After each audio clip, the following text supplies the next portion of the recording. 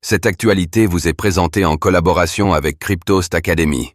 Ayez un temps d'avance sur le marché crypto en rejoignant notre communauté premium.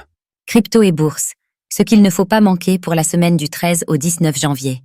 Le froid s'installe et le gel semble s'être emparé des marchés crypto, avec un Bitcoin qui peine à remonter vers les 100 000 $. Côté macro, les durs chiffres de la réalité seront publiés après les fêtes, avec des données clés pour le mois de décembre et des résultats de grands groupes financiers.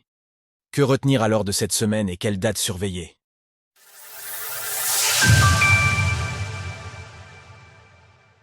Lundi 13 janvier, inflation en Inde, situation budgétaire aux États-Unis. Quelques données macro d'importance sont publiées ce lundi. Après la balance commerciale de la Chine au cours de la nuit, nous connaîtrons aussi l'inflation de l'Inde pour le mois de décembre. L'évolution des prix à la consommation du pays restait assez élevée en novembre dernier, plus 5,48%. Du côté des États-Unis, un point sur la situation budgétaire sera publié ce même jour, alors que l'investiture de Donald Trump approche à grands pas. En zone euro, c'est la balance des paiements du troisième trimestre 2024 qui sera connue. Mardi 14 janvier, discours de politique générale en France, situation budgétaire. La France publiera ce mardi les données de sa situation budgétaire de novembre, dans un contexte très tendu d'examen de budget. Le nouveau Premier ministre François Bayrou fera par ailleurs son discours de politique générale devant le Parlement. Côté crypto-monnaie, on note le lancement de la crypto-monnaie Nosana, NOS, en mainnet. Celle-ci a cependant souffert de la chute des tokens liés à l'intelligence artificielle ce week-end, affichant 6% sur 24 heures ce lundi. Mercredi 15 janvier, inflation en France, Royaume-Uni, États-Unis, résultat de BlackRock & Co, un log d'hiver. Journée chargée ce mercredi, autant du point de vue macro que des crypto-monnaies. Tout d'abord, nous connaîtrons les chiffres de l'inflation de décembre pour plusieurs pays d'ampleur, dont la France, le Royaume-Uni ainsi que les États-Unis. Côté allemand, ce sont les chiffres préliminaires du PIB qui seront publiés, alors que la zone euro partagera les données liées à sa production industrielle de novembre. En bourse, plusieurs résultats de grands groupes financiers seront également publiés pour le quatrième trimestre.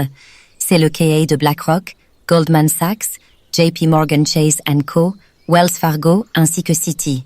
En ce qui concerne les crypto-monnaies, on note l'arrivée du DRV, issu d'un partenariat avec Derive. 5% de l'approvisionnement sera destiné aux stakers de Sénat. 2 unlocks d'ampleur auront également lieu ce jour. Starknet, STRK, avec 30 millions de dollars de tokens, et SEI, SEI, avec 30 millions de dollars de tokens. Jeudi 16 janvier, listing du S de Sonic, unlock d'Arbitrum, ARB. Ce jeudi, l'arrivée du token S de Sonic sur Binance devrait faire parler de lui. Pour rappel, il s'agit de la version rebrandée du Phantom. Les détenteurs de Phantom voient leurs tokens échangés au ratio 1:1. Toujours du côté des crypto-monnaies, Arbitrum, ARB, va libérer 70 millions de tokens d'ARB dans le cadre de ses unlocks programmés. En ce qui concerne les données macro, ce sera au tour de l'Allemagne de publier les chiffres de l'inflation de décembre. La zone euro publiera quant à elle sa balance commerciale de novembre, avec en sus la publication d'un compte-rendu de la Banque Centrale Européenne, BCE. Samedi 18 janvier, unlock massif d'Hondo Finance, Hondo. Ce samedi, on note un unlock gigantesque de la part de Hondo Finance. Le protocole de tokenisation, RWA, libère en effet 2,5 milliards de dollars d'Hondo, sa crypto-monnaie native.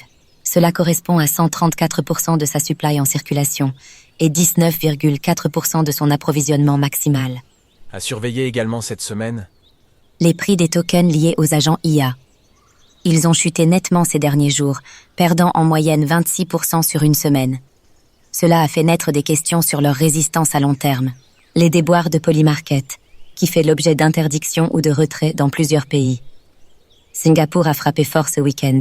D'autres pays pourraient suivre. Retrouvez toutes les actualités crypto sur le site cryptost.fr.